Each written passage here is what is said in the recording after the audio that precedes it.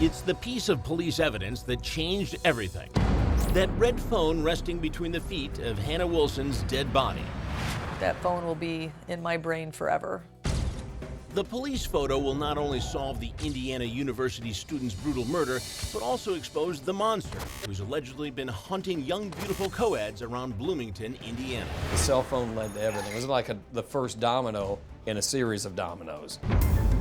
Police tracked the cell phone to Daniel Messel, a 49-year-old print shop employee. His friends have no clue. They all think Messel is a harmless trivia buff. This is video of him at a local competition. Nearly a quarter of the world's people live under this country's rule. Fine print. Great Britain. But police know Messel for something far more sinister. Daniel Messel has an extensive violent criminal history, specifically against women. He actually went to prison for using a 2x4 on his grandmother and hitting her in the head.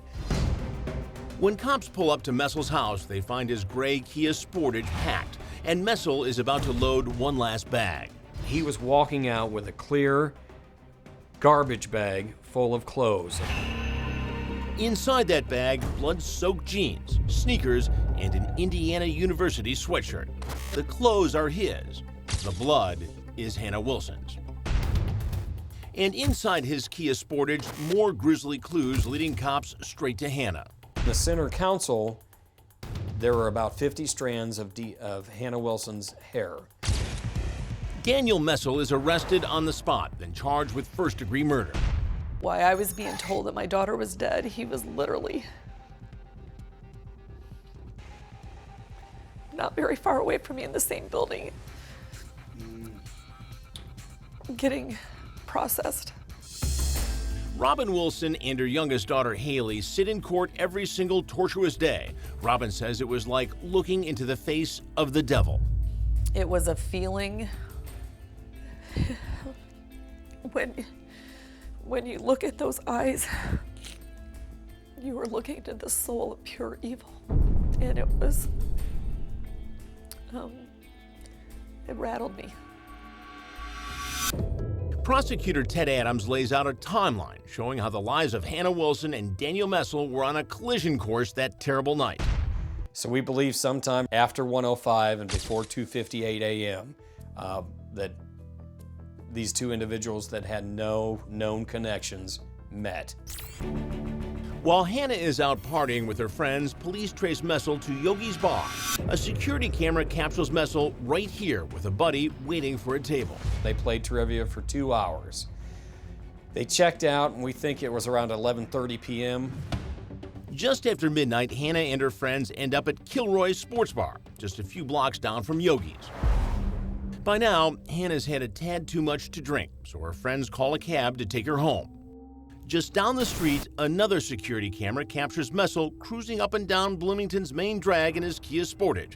Adams believes Messel was looking for easy prey, a young co-ed who'd had too much to drink. We had him just kind of rolling around Bloomington all that early morning. Now, in this never-before-released video, right there inside the cab is Hannah Wilson.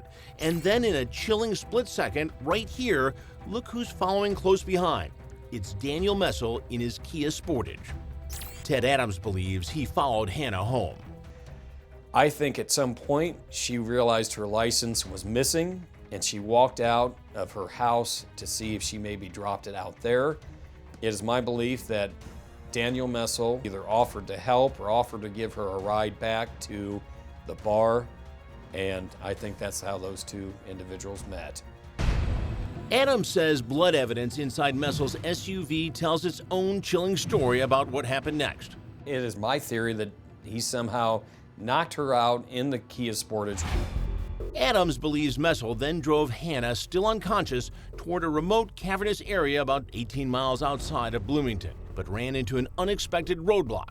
A bridge was out. I think Hannah had regained consciousness and was fighting. There he pulled quickly into this lot because he had to defend himself from the onslaught of Hannah trying to escape that vehicle. There was no indication of DNA or blood spatter on the passenger side, and that's why I think he had drug her over the center console onto the ground. and killed her there. And at her feet was the bright red cell phone. I would like to know what went through his head when he realized at some point that he did not have a cell phone. Because at some point that has to be an oh my gosh moment. And luckily that was the key to knowing who did it. Although no murder weapon was ever found, that phone Hannah was able to strip away from Messel in her last dying moments was all the evidence a jury would need to find him guilty of first-degree murder. As Hannah's murder trial played out on the local news, Hannah Wilson was here at this bar. something else shocking began to happen. Young women started coming forward with allegations of stalking, assault, and rape, and they all pointed at just one man, Daniel Messel. There was a house of female college students that were terrorized by a person they believed to be Daniel Messel. And the latest bombshell, an Indiana University law student is now accusing Messel as the man who attempted to rape her. And now, police tell Crime Watch Daily, a DNA profile recovered from the evidence in that case is consistent with the DNA profile of Messel. He's been charged with attempted rape, but has not entered a plea. Which leaves many wondering, are there more Daniel Messel victims out there? To think that a 49-year-old man decides to stalk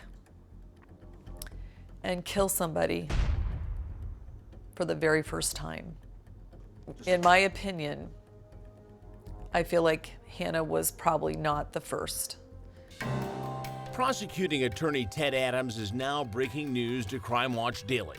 Adams suspects Messel is also involved in one of the most famous current missing persons cases in America, Lauren Spierer. She too disappeared from IU. His MO would fit what happened to Lauren Spierer. Lauren Spierer vanished in 2011. These haunting images show Lauren walking out of her apartment and into the dark at this intersection, just blocks away from where Hannah Wilson was abducted. Attractive young female IU students. They were both consuming alcohol, that she was in and around the same, I'll call it an 8-block radius of where Hannah Wilson was plucked out of.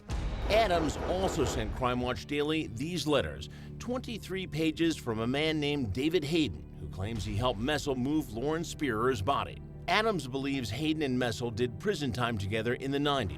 In one of the letters, Haden writes Lauren's body was, quote, dressed in black stretch yoga pants, white shirt, and dark thong, no bra and several rings on one hand. Chillingly, the last picture of Lauren shows her wearing similar clothes. Messel denies knowing Haden or Lauren Spierer. He wrote a letter to a judge saying, the people that investigated the case know I had nothing to do with it.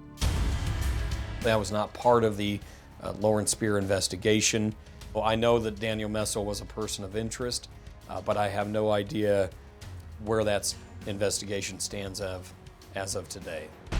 Daniel Messel is sentenced to 80 years behind bars. Hannah's mom, Robin, now has some peace knowing her brave young daughter put him there and truly believes Hannah lost her life fighting to save others. By putting up the fight that she did and causing his cell phone to been left at the crime scene, we have a killer off the streets and may have saved many other innocent girls.